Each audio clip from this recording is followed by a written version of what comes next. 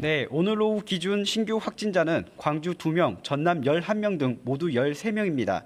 전남 지역 확진자는 순천 4명, 광양 3명 등 전남 동부권에 집중됐고 목포 3명과 화순 1명이 나왔는데요. 광주는 전남대병원 연관, 전남은 동부권에서 다양한 경로를 통해 전파되는 양상입니다. 먼저 전남대병원 연관 신규 확진자를 살펴보면 광주 2명, 목포 2명인데요. 목포 거주자인 이 병원 퇴원 환자의 남편과 손주가 어제 확진된 데 이어 오늘은 딸과 사위 부부가 추가로 감염됐습니다. 또 확진자인 병원 입주업체 직원에서 가족으로 그 가족의 지인과 지인 가족까지 연쇄 감염 사례도 나왔습니다. 이로써 지난 13일 전남대병원발 감염 확산이 시작된 이후 연관 확진자는 31명으로 늘었습니다. 전남은 순천과 광양 등 동부권에서 확진자가 꾸준히 나오고 있습니다. 기존 감염고리인 순천 한 식당과 목욕탕에서 확진자가 이어지는 한편 기존 확진자들의 가족이 감염되는 사례가 잇따랐습니다. 목포 확진자 1명은 증상이 있어 자발적으로 검사를 받았다가 양성 판정이 나왔는데 기존 확진자와 접점이 없고 강원도에 다녀온 동선이 있어 역학조사 중입니다. 또 화순 확진자 1명은 기존 확진자인 요양보호사와 접촉해 자가격리 중 양성 판정을 받았습니다. 이로써 지난 7일 이후 지역 감염자는 광주 57명, 전남 82명으로 모두 139명으로 늘었습니다. 지금까지 광주시청에서 KBS 뉴스 김정대입니다. 이번 코로나19 재유행이 특히 걱정스러운 건 코로나19 거점 병원인 전남대 병원을 연결고리로 한 확산세가 꺾이지 않고 있다는 점입니다. 확산세가 계속되자 전남대 병원은 시설 전체를 격리하는 이른바 동일 집단 격리를 본관 건물 전체로 확대했습니다. 이와 함께 오는 22일까지 외래 진료를 중단하기로 했습니다. 하선아 기자입니다. 전남대병원 정문 밖까지 줄이 길게 늘어섰습니다. 예약 환자들로 진료가 중단되면서 대신 약 처방전을 받기 위해 기다리고 있는 겁니다. 의료진 감염이 확인된 직후 외래 진료와 응급실을 통제해온 전남대병원은 진료 중단을 오는 22일까지 연장하기로 결정했습니다. 주기적으로 치료를 받아오던 기저질환자들은 불안감이 큽니다. 제가 오늘 내분의 내과에서 방학금도 받게 돼 있어요. 근데 이렇게 되어버렸다고 한 달분 주셨구만 약을. 그래서 지금 약만 타고 가는 거예요. 확진자가 속출하자 병원 본관 건물 전체에 대해선 동일 집단 격리가 시작됐습니다. 이에 따라 외래 환자와 보호자의 출입이 전면 통제되고 격리구역에서는 출입 내역이 실시간으로 전산화돼 관리됩니다. 입원 환자 600명 가운데 절반가량은 이미 퇴원이나 다른 병원으로 옮겨졌고 남은 환자들 역시 전원 절차가 진행 중입니다.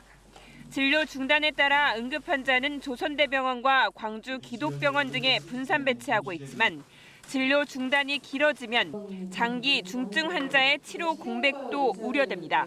비대면 치료를 했을 경우에 환자의 치료 처방을 발행한다거나 이런 여러 가지 절차들이 아직 안 되어 있어서 확인하고 수정하고 있습니다. 그래서 그게 다 수정이 되면 비대면으로도 다 치료를 할 예정입니다. 전남대병원은 병원 방역 체계에서 허점이 있었다고 시인했습니다. 병원이라는 환경 속에서 그게 다 저희가 예상했었던 그런 많은 위험한 일들이 생기고 있는 것은 맞고요.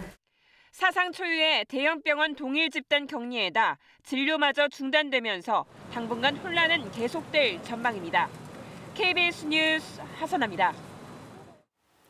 전남 동부권도 확산세가 잡히지 않고 있습니다. 순천의 한 목욕탕을 중심으로 확진자가 잇따르고 있는데요. 순천시가 강화된 사회적 거리두기 1.5단계를 시행하기로 했습니다. 곽선정 기자입니다.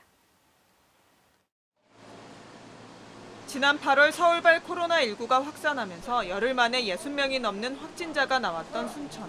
보건당국은 이번 2차 유행이 지난 여름과 속도는 비슷하지만 더 위험하다고 판단하고 있습니다.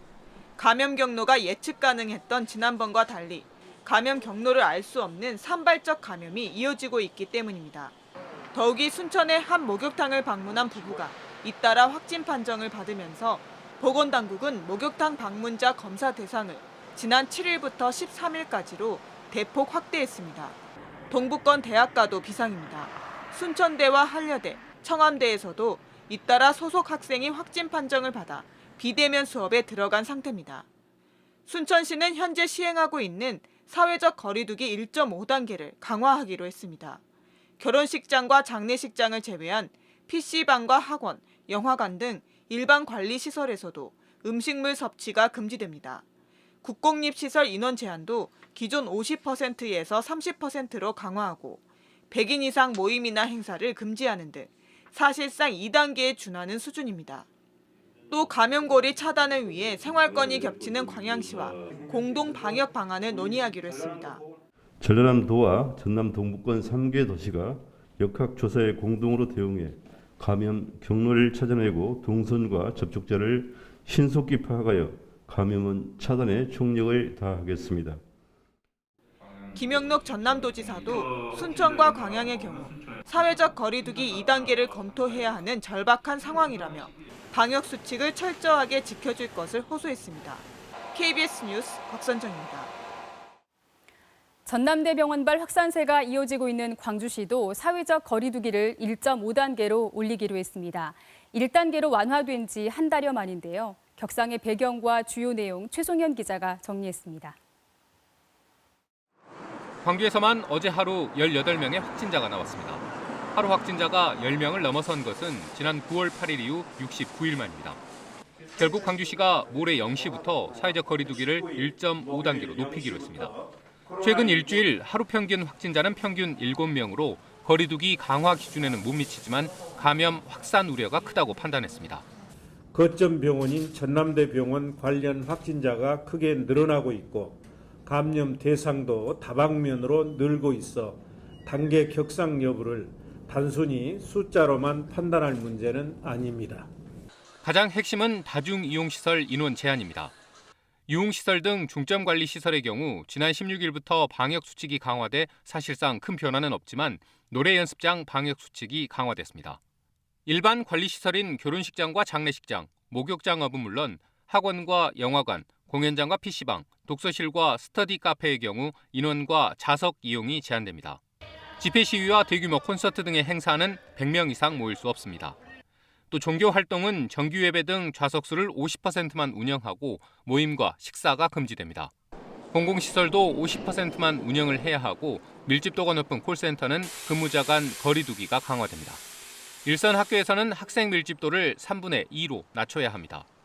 광주시 교육청은 각 학교와 학년별 상황에 맞게 거리두기 방역 수칙을 지키되 초등 전체와 고 1, 2학년의 경우 매일 등교하는 방향으로 학사 일정을 운영할 방침입니다. KBS 뉴스 최송현입니다.